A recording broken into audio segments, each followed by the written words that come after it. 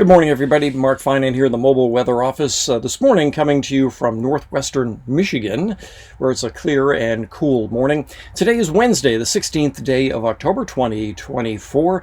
Northern California does have some changes coming, including some chances of rain for some areas today, and then dry north winds. Red flag warnings up for Thursday, Friday. All of that should be tapering off during the day on Saturday. So let me get to all of that. Let me show you what's happening first thing this morning. Now keep in mind that as I'm recording this, it's around 5:30 in the morning Pacific time. We're now in the Eastern time zone, so I'm doing this around 8:30 my time. And we do have a lot of cloud cover coming into the state. Now this isn't going to produce a lot of rain, but some areas will see some showers. And beyond that, there'll be another little system kind of going by behind it on Thursday that will increase colder air to Northern California and also set up a rather stiff north gradient for our area, setting up the north wind that we are expecting. All right, here's the rain for this morning. Again, it doesn't look like a lot. This is around 8 o'clock in the morning, and as we go through the morning, this is mid-morning, there's some rain up in the northwest slope. Areas, let's say, north of Interstate 80 from Grass Valley through Quincy are likely going to see some light rain.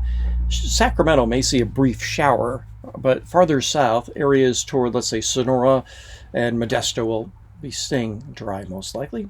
That system goes by and everything's fine as we head through tonight and early on Thursday. Then on Thursday midday, this system goes by with some really cold air. This will bring some snow to Utah, as you see here.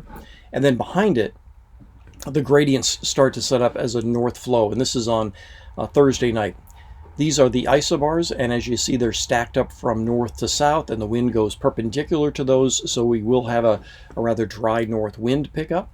That will last into the day on Friday, and then gradually ease once we get into Saturday. This is Saturday. We'll still see some northeast flow down the west slope early Saturday morning, but the valley will see much, much less wind. So let's talk a little bit about what that north wind does to the dew point. Now, the dew point is a really good measure of how much water is in the air. I know everybody uses relative humidity, but the dew points you really want to pay attention to. So dew points in the mid-50s, that means there's a fair amount of water still in the air. And if you have dew points in the mid-50s and no wind, you don't really have any high fire danger. But as that system goes by, this is Thursday night. This is actually Thursday midday. We're still doing okay, but just as that north gradient starts to pick up, watch how the north wind dries the air out. And by early Friday morning, our dew points are down in the mid-20s. So what that does, you have dew points in the mid-20s, you have winds that are gusting over 30 miles an hour. That just dries everything out. Not that there's much moisture in the fuels right now anyway, but this really dries everything out, including the plants, your house plants, and even your skin. You may notice some dry skin or chapped lips, that sort of thing. As you get into the day on Friday, that north wind and that dryness in the air does that. But we do have increased fire danger for the day on Thursday, Friday, and into early Saturday because of this very dry air and the north winds. And this is the dew points on Friday night down in the teens, so very, very dry air. Give your houseplants a little extra water, and then gradually as we get into the weekend, this model doesn't go out far enough, but we will see all of that start to ease, and the dew points will start to come back up. All right, let's talk a little bit about the wind. This is the wind this morning. Really just kind of a modest south wind, no big deal here. So let's go into the day on Thursday and see how that changes. This is Thursday morning. Still not bad. The winds are light, but you're starting to see a north flow here. That's Thursday morning at around 8 o'clock.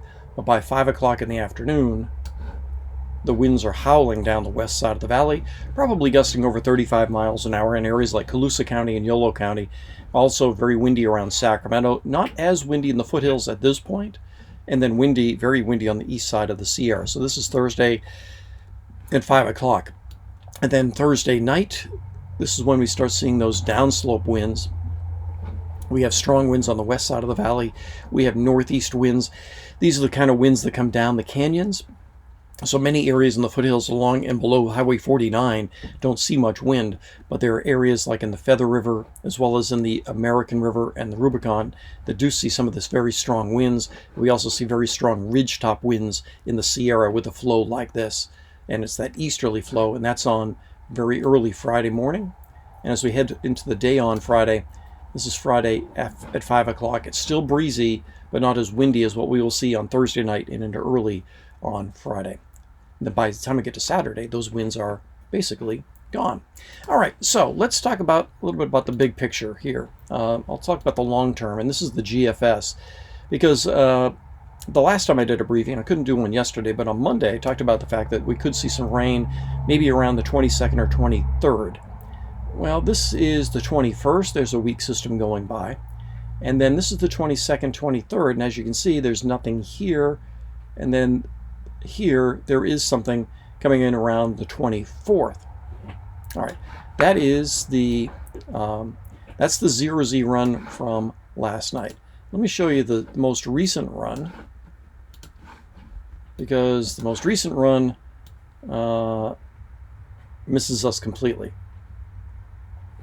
So this is the same time frame, the 22nd, 23rd, 24th, the 6Z run showing no rain, whereas just 6 hours ago, let me go back to that, whereas just 6 hours ago, the models were hinting at some pretty nice rain for the middle of next week, the 23rd, 24th, something like that. That'd be some nice rain and a little Sierra snow. So yeah, we'll see what happens next week, and that's toward the middle and end of next week, around the 23rd, 24th. We'll see how that plays out. Obviously, the models just 6 hours apart are still in big time disagreement, so we'll see how that all plays out. In the meantime, we've got the wind to talk about and much cooler temperatures. Yesterday we're in the mid 80s around Sacramento. Today we're talking about 70s, and we may even be in low 70s during the day on Friday, especially in the foothills. I will leave you with one shot here. We have been out trying to find some fall foliage, lots of fall foliage, but sometimes it's tough to find good spots to shoot. We did find this one when we were in Wisconsin the other day. But as you can see, yeah, the colors are quite vivid, and we've been seeing a lot of areas through Wisconsin and Michigan where the colors are just fantastic. But putting together an area where you can do a nice photo with it have been tough to find. But we did find that one in Wisconsin.